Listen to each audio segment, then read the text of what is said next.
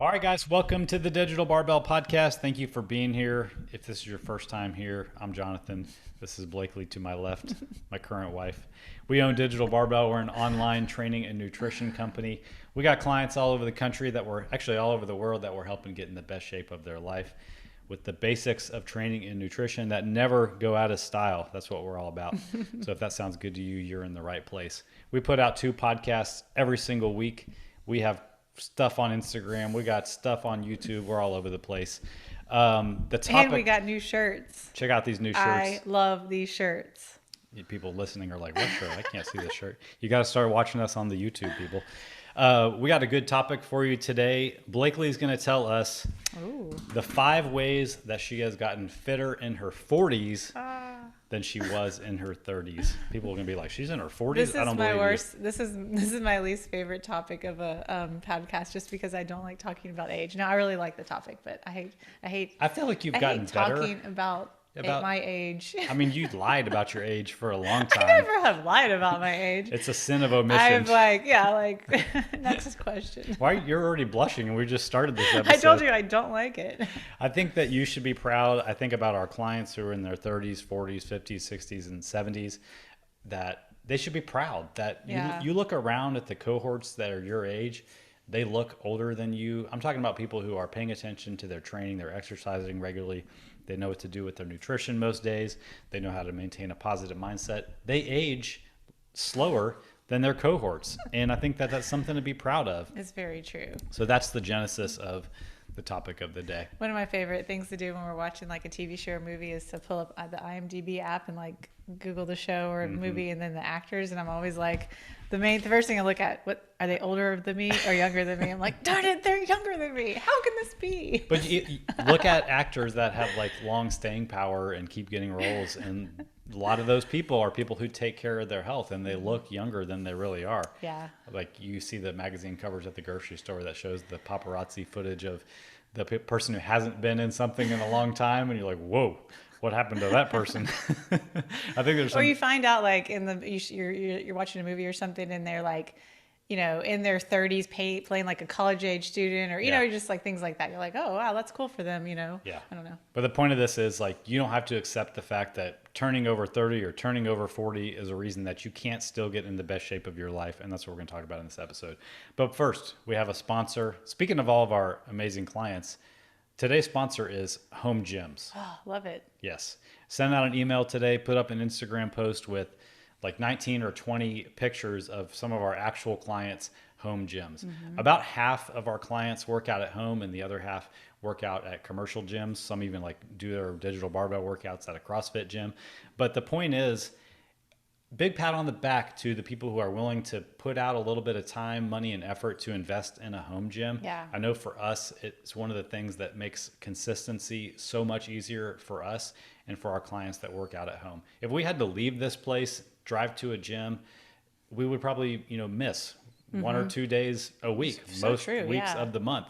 And that's true for our clients too. And that's one of the reasons that having a home gym just reduces so much of the friction to staying consistent with your workouts. You could beat yourself up for a year being like, man, I just cannot make it to the gym. In that same amount of time, if you would have got a set of adjustable dumbbells, $20 worth of bands, a wooden box to step onto, maybe you could have squeezed in an extra 50 workouts during the year just because you had no friction to do your workouts. Yeah, it's so much time savings. Number one is just because you have to include going to the gym, the time it takes to get to the gym, to get home from the gym, to change into clothes that you're gonna, all that stuff, and then if you're doing like a class or something, you're subject to what they're having you do. Not like, okay, I'm gonna spend the next 45 minutes crushing this workout that I see online. I walk out there, I do it, and I'm done in less than an hour. And we have a PDF that we put together of the 7 pieces of equipment we would recommend you start with for your home gym. So I'll put a link to that in the description. So you already posted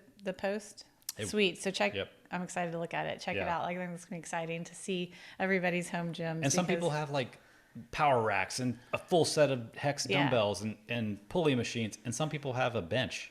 And some dumbbells, and that's it. And it's, you can still make progress if you're willing to, no matter what your means are to buy stuff for your home gym. Okay, that's the sponsor of the day. Thanks for being here, Home Gyms. Send us some free equipment, please. These summer podcasts are rough. We have to turn our air off in here, and I'm already like, oh my gosh. Are you drinking a coffee over there? No, it's water. Okay. Got to stay cool. All right, so let's talk about these 5 ways that you've been able to get in the fittest shape of your life in your 40s. What's the first thing that has kind of changed since your 30s that has been beneficial? Yeah, I to think you? these are all like things that may like be surprising to people, not just like the standards. Okay. But this all kind of came about because we were making a website, some videos for our website, and we were looking for some older videos. And this first one came about because of something I saw in these videos of me working out. And number one thing is like I move well. Now. Today. I did not move well when I first started doing this. Like I didn't have a coach. I didn't have someone like looking out for me to make sure I was moving well and effectively and efficiently. And go back to in your late 20s and early 30s when you were just going to body pump classes and that kind of stuff. Oh, yeah, there was nobody watching your form there. And then even when you we were just started, like a number in a room, and like the instructor was up there doing the thing, and you're supposed to like mimic. Yeah. But no one's looking and being like, no, you're not mimicking the correct Right. way. That's Yeah. terrible. Stop doing that. But then even when we got into CrossFit in 2009, the coaching we experienced at that time was not at an elite level of coaching Yeah. expertise. We learned a lot during that time, but the video you saw was the result of you doing somewhat uncoached CrossFit for 3-4 years when you're Yeah. like, holy moly, what am I doing in this video? And then at that time I was working out with my friends who were all doing CrossFit, but maybe we could help each other a little bit, but none of us were like professionals, professional coaches where we were like, oh wait, this is bad movement. Yeah.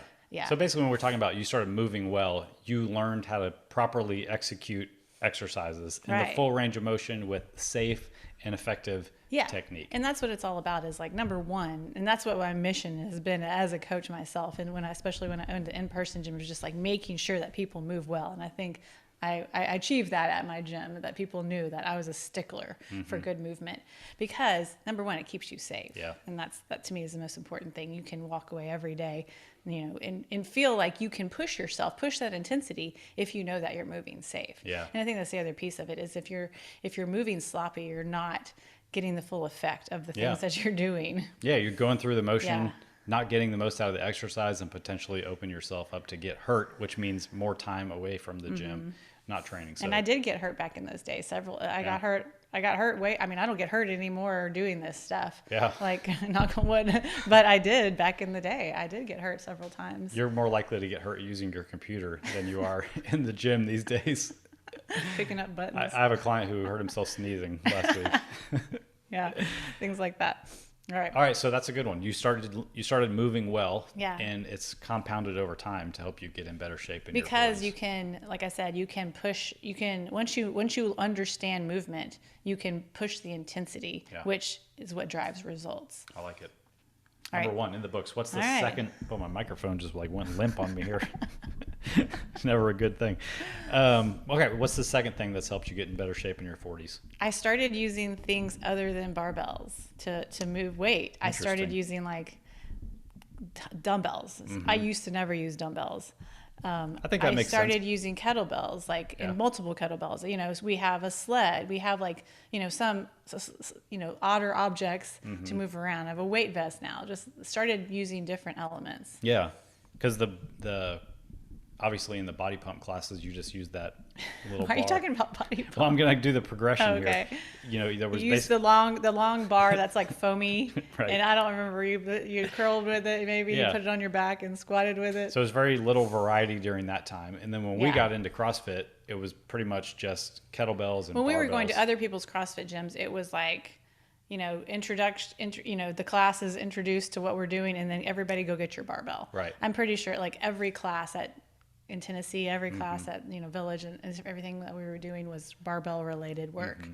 Even when I started my own gym, like we originally bought dumbbells and we started implementing them back then, just not as much as we do today. Yeah. Yeah, in the CrossFit sense, like there's less things that you do with the dumbbell. But then in the bodybuilding side of things, there's a lot more that you do with a dumbbell than just with a barbell. Yeah, and I think like even yesterday I just remarked like I was using 70 pound kettlebells for something, and like I like moved it into where it goes in our gym. And I was just like, it's so cool still today when I am able to move those elements around, because I used to not even want to touch them because they're harder to pick up off the floor. They can be awkward, like, and I've learned not only to move those elements around, to use them in my own workouts, but it gives me confidence, like not only in the gym, but in the outside world, to pick up things and know that I can bend over, bend down, and get a weird shaped object off the ground and know that I'm not going to hurt myself. Because after injuring my back, that was like the biggest thing, was just like, how am I not going to hurt myself again? And the ways I aggravated my back were not in the gym, where they were out in the real world, moving like a piece of furniture with you, or doing these odd object things. And back in those days, I did not want to touch a pair of dumbbells. Yeah. I even remember when I like really have this memory of you and your friend Austin were doing like bodybuilding in our garage when I would like go to coach the classes at the gym. And you had mentioned to me, like, you should start doing some of this stuff. Like, here, let me show you some of the movements. I'll give you a little routine. And I did one day, and I was like, I don't want to do this. I'm going to hurt myself. I don't like doing reverse flies, or I didn't like the way it felt to move dumbbells around in space, because I wasn't used to it. I was used to the barbell that I can keep close to my body, and I felt safe with that. So, like, zooming out, because you introduce more variety, being open to gradually start doing that kind of stuff, it started to change your results. You were able to do different exercises, do more volume, not be limited just by what you could do with the barbell. Yeah, because a barbell moves in one direction. Like, you can move the barbell from the ground and up, and you keep it close to the plane of your body. And I mean, I guess, you have the bench press and stuff, but you don't have as much variety with a barbell as far as like what the ways you can move it around in space. Yeah. So, like, somebody who's listening to this, like, maybe you're doing some kind of routine. Maybe it's not you're stuck on a barbell like Blakely was, but how many different kinds of pieces of equipment are you using in your training? Or do you have enough variety in different movements where you can accumulate more volume, work your body in a more balanced way than just your very limited amount of equipment? I think that's the thing that can, over time, help you get to the point where you're in the best shape of your life as your life continues on. Yeah, so I think the working with dumbbells and things like that has allowed me to do different movements that I wasn't doing, so to build muscle in different ways, to probably stay safer, because I am building some of those like smaller, like things like, I would just think of like reverse flies and bench flies and things like that. Like or rows. I'm doing different. Yeah, I'm doing different movements than I can do with a barbell, and it's given me the confidence out in everyday life to move things around. I love it. All right, that's 2. What's number 3? Adding in the boring old zone 2 work. I used to never do stuff like this. So for somebody who doesn't know, and not have to be specifically zone 2, but what is the idea with what that means? It's just moving for longer, like moving at a steady pace for longer. At a lower intensity. So like a long CrossFit workout is 20 minutes. That's like, if you have a 20-minute workout, that's like, oh boy, everybody's like, oh no, this is a long day. Like, and not only is that a long day, but more often than not, you're moving weights, and so anytime that you're moving weights, you're like going to be like work rest ish, even though you're moving constantly, like your heart rate is very, varying throughout the thing. Go stop. And so I'm talking about like, 20 to 35, 45 minutes of just like on a machine, moving steady. Or several machines. Like, we've been doing something lately where we'll alternate between, like, we hike up our treadmill, like an incline. So walk at a pretty steep incline, get on the bike, get on the rower. Push a sled. Yeah, push a sled. And we'll do that for 60 minutes these days. So, what effects do you think, let's say you never started doing that in your 30s, or you never started doing it now, what effects do you think you've gotten, positive effects you think you've gotten from bringing that into your training now that have made you the fitter? Yeah, health-wise, I think like it gives me like a lower resting heart rate. It helps me like with like stamina and stuff like that, to just like be able to, even in other type of workouts, to move and push longer. Yeah. Yeah. I don't think people realize that, like, if you look at a CrossFit Games athlete or a High Rocks athlete or whatever, they're performing on that stage in these short bursts, and it looks really easy for them to push themselves that hard. It's because they're spending a lot of time not at that intensity level, building up their base of their aerobic fitness through the kind of stuff that you're talking about. That's the beauty of our training approach too, is we're hitting a little bit of everything. So you get the best of of everything. I think that's such the cool thing about like things like wearing some sort of trackable device, like an Apple Watch or a Whoop or a Garmin or anything like that, because you do see your resting heart rate improvements. You see your heart rate variability these days. Like, you get to like, and it tells you over time, like, it'll tell you like in the past 6 months, you were here and now you're here. And it tells you if you're improving or declining. I think it's really, really cool. And so I've seen a lot of improvement since we've been adding these implements in those specific areas. You know what I wonder is if you had been doing more of this 10 years ago, what would your energy levels have been like back then? Because I remember when you had a lot of responsibilities. You were working at Rice, you owned the gym, you had to put up with me, and you were routinely taking naps. I did. I had to take a nap because I coached an early class, and then I went to work at Rice, and then I had a little bit of downtime after lunch before I went back to coach the evening. And I would be like still trying to work for Rice, lay on the couch, like I'm just going to put my computer on my stomach here. And I would set an alarm. And, when you're setting an alarm and laying down, you might fall asleep. You're not like, I'm just going to rest over here. So I wonder if you had been doing more of this kind of capacity building back then, if you would have had more energy throughout the day. Yeah, probably. I mean, like these days, like unless I'm not feeling well, I don't ever feel like I even need to like rest during the day, which I love. Like, I think that has been such a huge thing. Number one, like nutrition and just the way that we move our bodies regularly throughout the weeks. Like, I just don't get fatigued during the day. Yeah. I saw some meme one time that said, so you're telling me that I need to do my workouts to have more energy to do my workouts. It sounds like some sort of pyramid scheme here, but it's true. Yeah. Use it or lose it. And another thing, I know we talk about this a lot, but I care about movement, just regular movement every day. Like I care about how many steps I'm getting, just because that shows me how active I am throughout the day. And I never ever, until we like lived here, so within the past like 3 or 4 years, I did not ever look at that metric. And so I never even knew what I was moving or cared about it. Yeah. And I care about it 7 days a week. So I think that has made a big impact. Besides strength training and building muscle, I think the transition from 30 to 40 to 50 is going to be most impacted by that thing right there, staying physically active as part of your normal lifestyle, whether it's going for a long walk, doing some sort of low intensity aerobic capacity or work almost every single day. Yeah. I think that's going to help you preserve your metabolism, your mindset, and just keep your non-exercise activity calorie burn high as you get older. So I think that's underrated as far as what most people think. Yeah. And when those occasions come up, when you do go places where it causes you to be very active, like say you go with a group to, I don't know, like a Disney World type thing or something like that, you don't have to worry about, do I have the capacity to last the whole day doing all this stuff? Or am I going to need 5 rest days after? Yeah, it's normal. It's just your normal life. Yeah. Was that number 3 or number 4? That was number 3. All right, what's number 4? Using progressive overload.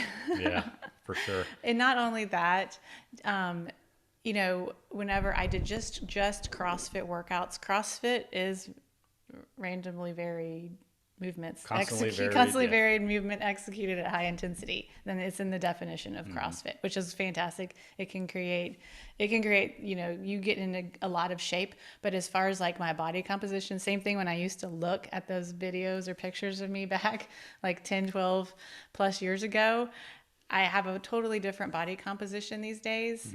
And it's due to me, like, before I do a CrossFit element, I do the same things. I'm doing a squat, I'm doing a row, I'm doing a fly, I'm doing a curl, I'm doing a tricep.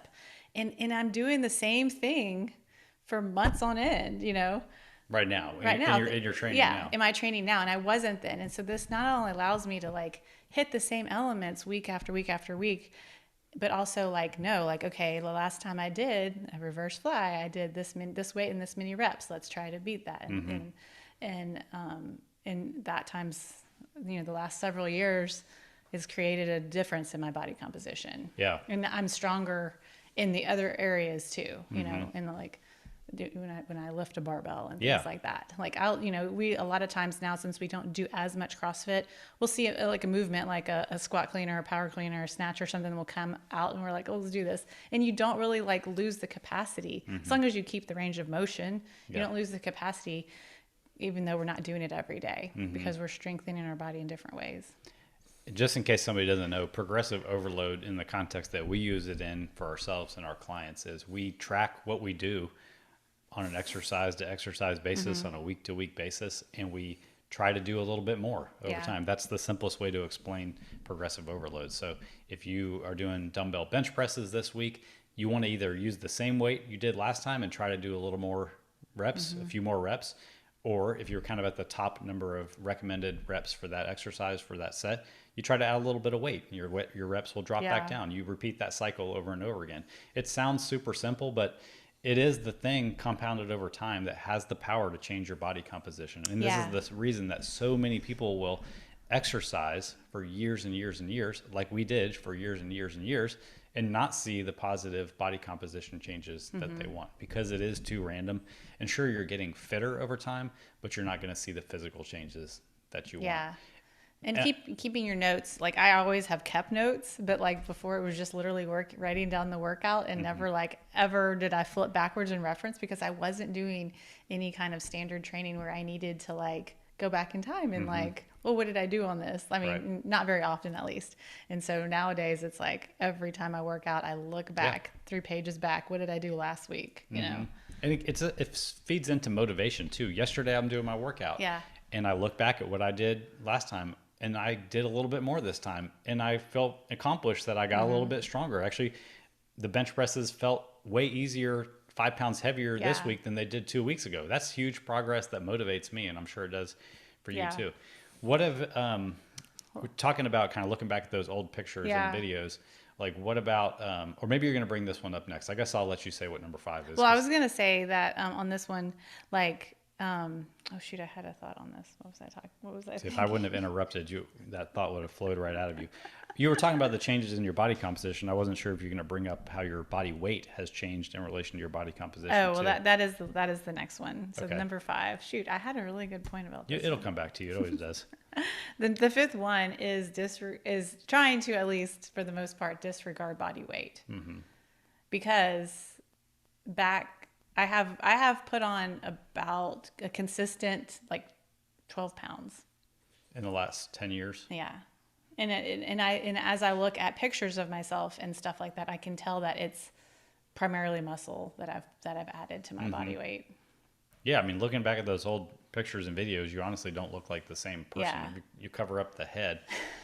But I'm saying that in a positive way. Like, you look more athletic and fit now. Like, some of those pictures and videos, objectively, you look kind of frail. Breakable. Yeah, it's true. In some of those too. Yeah. And it's a result of the progressive overload and the other things that we've talked about this in this episode. This is what I was thinking about, kind of referencing it back to, we were talking about like our clients' gyms and the benefit of having a home gym and doing workouts like, digital barbell that allow you to get a lot of work in 45 minutes to an hour time. You're not going to get me to say anything bad about CrossFit and going to CrossFit classes, because I love it. I love like the group class atmosphere, but they have been on the CrossFit YouTubes have been putting out full hour videos of a CrossFit class. And I think it's to showcase like what it feels like. And I like to watch them. And, but it's like, wow, you're spending 60 minutes at the gym, and it's a lot of like, there's a lot of teaching and like refining movement. And I'm thinking about what we do now and all the work that we get done in that same 60-minute time frame. And it's a lot more volume. And I think that has had such a huge impact in the whole progressive overload side of like I can do a squat, and then I can do some rows, and I can do curls and triceps, and then I can do the CrossFit conditioning. All within that same amount of time, where like a lot of teaching and stuff was going on, which I know why there's teaching in a group class. But like there's a trade-off. As we were watching that last one, I'm thinking to myself, these are all Gen Pop people in this class. How important is it for them to nail the thoracic extension position in an overhead squat, to the tune of 10 minutes of drilling it in, versus getting some extra curls in so they look a little better at the beach this summer? You know what I mean? It's like there's a trade-off. And I think that the evolution of our training is great, because we pulled the things out that we feel like aren't as necessary and Yeah. substituted in things that get you better results for your time. So yeah, that's one takeaway I had from that video. Okay, so the last one was trying to disregard body weight, and like that can be a harder thing, especially as you age and you do like there could be other things that are maybe like leading you to have a higher body weight, like if you have like especially women like going through different cycles and having like water retention and things like that. But then like knowing that like at this weight I feel more confident, I have more energy, and I have not only improvements in my body composition but in my health markers and things like that, and ignoring like what the actual number on the scale says. Yeah. If you were stuck 10 years ago thinking I need to stay at this one Yeah. weight, I know in my life this is the weight I This need is to the be. weight. Yeah. You would have had to completely change your training and your Yeah. nutrition to stay at that weight regardless of like what benefits could have been at a higher body weight. So yeah. Yeah. What about didn't you want to talk about some of the things Yeah. you still want to keep improving on? Yeah, there's like three things I think of that I used to do that I don't do anymore that I really want to add back into my regimen. And number one is mobility work. Like I actually do it now that I've been doing this digital under 45, because at least there's one stretch every day in there. So I'm hitting that one, but I really would like to spend like some, almost like a second workout of the day, where like if we're watching TV or something inside for like 30 minutes, going through like a routine of mobility. Like and yoga. because I used to like, back then I used to really spend a lot more time, not only in the gym, but outside of the gym working on my mobility. And that's probably one of my weaker areas. Yeah. Is I am super not You're like a super toy not girl. flexible. And I used to we've talked about this before, but to rehab my back, I did a lot of core holds, and not just like not just the ab work that's in the finishers, but those boring static, holding a plank, holding a hollow, holding a Superman. And I would like to get back to doing those, because I know I've lost some capacity in being able to hold those static positions for that long. Program into your warm-ups. That's a good way to get them in. Yeah, they take it's kind of like the mobility. They take so long that I think that like if you really do it right, it's like it can be a 30 or so minute ordeal. Like to pull that out of into like a different segment of my true. day, Yeah. And then the last thing is like the gymnastics skills. I think it all kind of leads into each other. Like I don't want to lose like certain ranges of motion that I have. And I think that like doing some of these gymnastic skills, like being able to get upside down and not feel like you're seeing stars, like that, like if you get upside down regularly, you can just pop upside down and it's no big thing. But if you get upside down after not being upside down for a while, you literally like see stars and your head throbs and you're just like, whoa, I don't ever want to do that again. But then, it just takes practice. And same thing with like, we were talking about this, like I used to have access to a CrossFit gym every day, or like a gym at Rice or just something like that. And we're in our gym. Our gym's right there.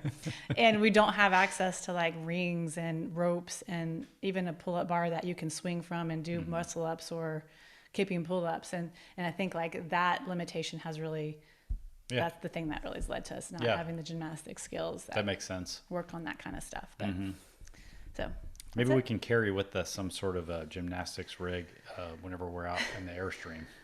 Or go to a park. If you go to parks, you get access to like, sometimes you can get access to bars, like standalone bars and stuff. Yeah. Throw some rings up in a tree. Yeah. At a state park.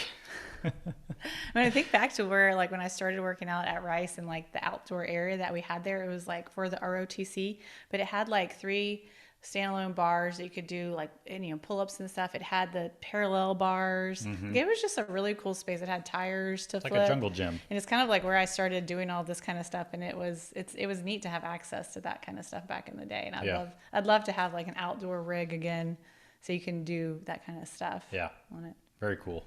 Well, we should have said this in the intro, but tomorrow is the last day to sign up for the July 1st. Tomorrow? Wow, yeah. Yeah, for the July 1st edition of DGTL in under 45 minutes. It's a 3-day per week workout program that Blakely wrote that you can do in only 45 minutes per day. There's a 4th conditioning-ish only day in there. And we'll set you up on our app. You'll see exactly what to do. Yeah. You'll know it's basically taking all these things that we talked about in this episode and, hey, here's the program to go do all these things if you want to be in the best shape of your life in your 40s or whatever age. And this program is really set up for people who are, you could be a beginner and really do well in this program. You can have been like doing, consistent for a long time and your consistency has dropped off and you want to get back at it. You can be someone who is like traveling a ton this summer and you're not only going to have access to dumbbells or you want just like in the summer, your family's super busy and without that quick workout, you're not going to be super consistent with just dumbbells. So if you're working with barbells and stuff like that, this is not the program for you, but this is a dumbbell only.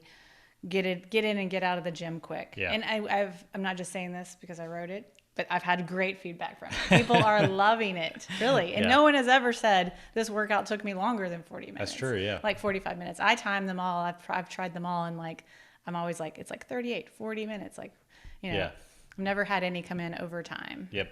So if you want to jump into that, I don't know if we're going to release it again after this group that starts in July. So jump in if you're on the fence. Yep. You can go to digitalbarbell.com/quick, or I'll put a link to it in the show notes. See all the details. Too. All right. Hope you guys enjoyed this episode. Give us some feedback. Give us a 5-star button. If you're listening to this, hit the thumbs up button. If you're watching on YouTube, we appreciate you guys. It really does help us a lot. All right. Have a great day.